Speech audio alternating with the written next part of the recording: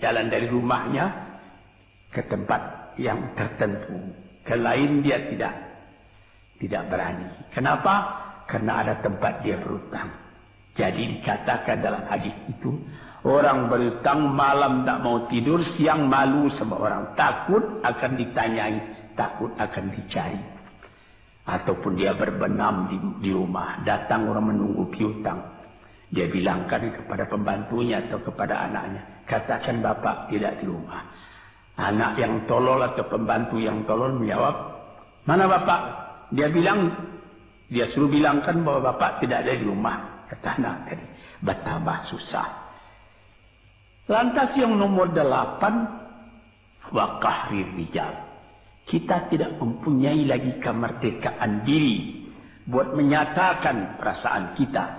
Karena kita segan kepada orang. Kita terlalu banyak berutang budi kepadanya. Kita terlalu banyak mendapat hadiah daripadanya. Kita terlalu banyak dan lain-lain. Sehingga mulut kita jadi tertutup. Tak dapat bercakap lagi. Ditekan oleh hutang budi kepada orang tadi. Kemerdekaan diri tidak ada lagi. Inilah 8 perkara yang ditunjukkan oleh Nabi sallallahu alaihi wasallam kepada pemuda yang duduk tadi. Dapatlah kita mengambil pedoman dalam kehidupan kita sendiri bahwa yang amat penting lebih dahulu ialah kemerdekaan jiwa. Kalau sekiranya di dalam negara yang telah merdeka kita sama sekali menyorakkan, meliuk lambaikan kemerdekaan di mana saja kita pergi. Tapi banyak orang yang lupa negaranya telah merdeka, dirinya sendiri telah menjadi terjajah. Bukan Belanda, karena Belanda sudah lebih 30 tahun pergi meninggalkan negeri ini. Dan bukan bangsa yang lain, tapi penjajahan yang datang daripada sifat-sifat yang lemah yang kita katakan tadi.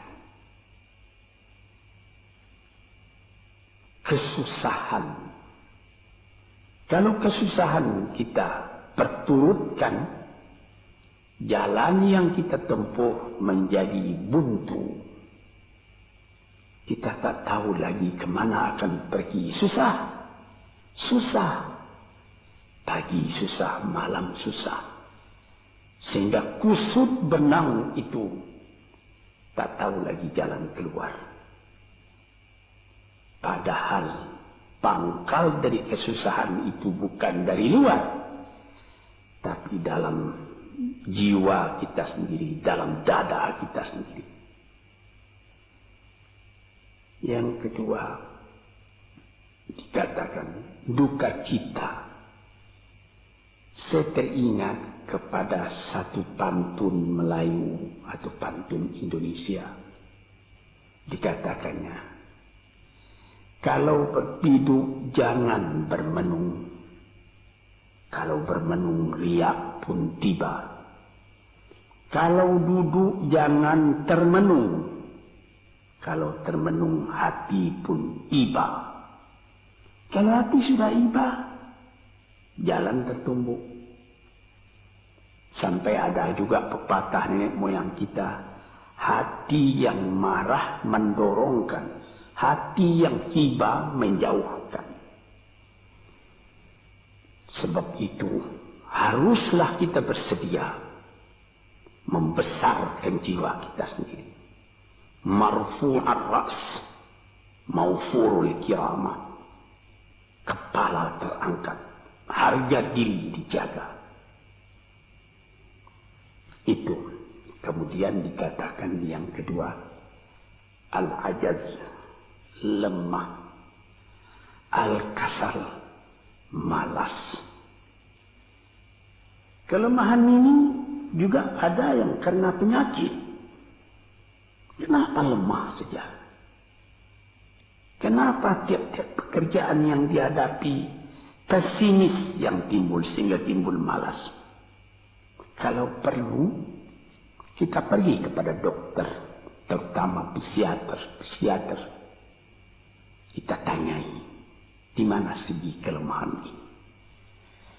Karena kelemahan jiwa, kemalasan, malas dan lemah itu dari jiwa pangkalnya.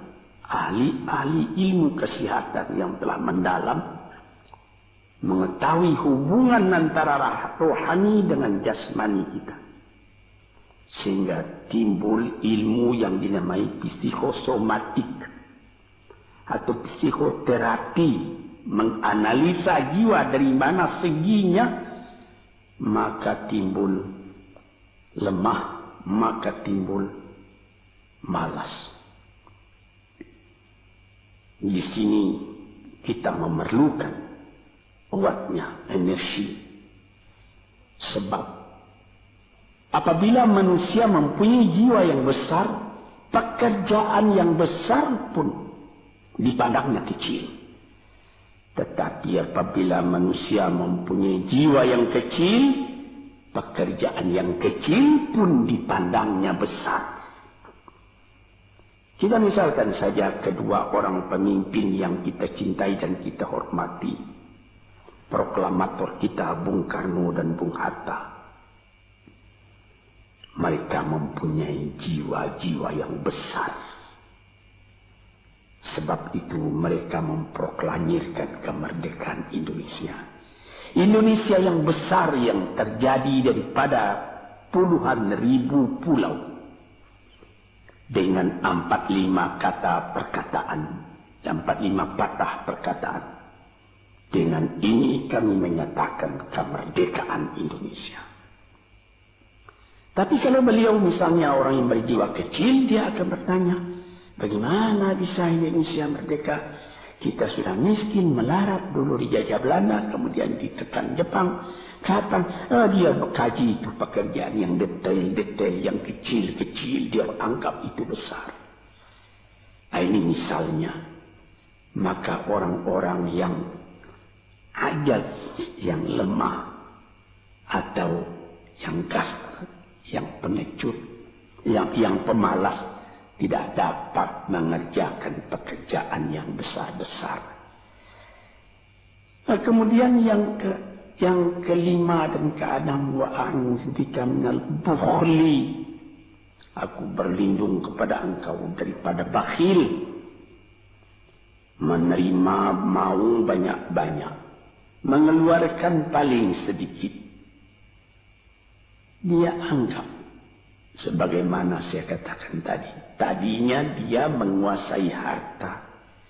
Akhirnya dengan tidak disadarinya, dia yang dikuasai oleh harta.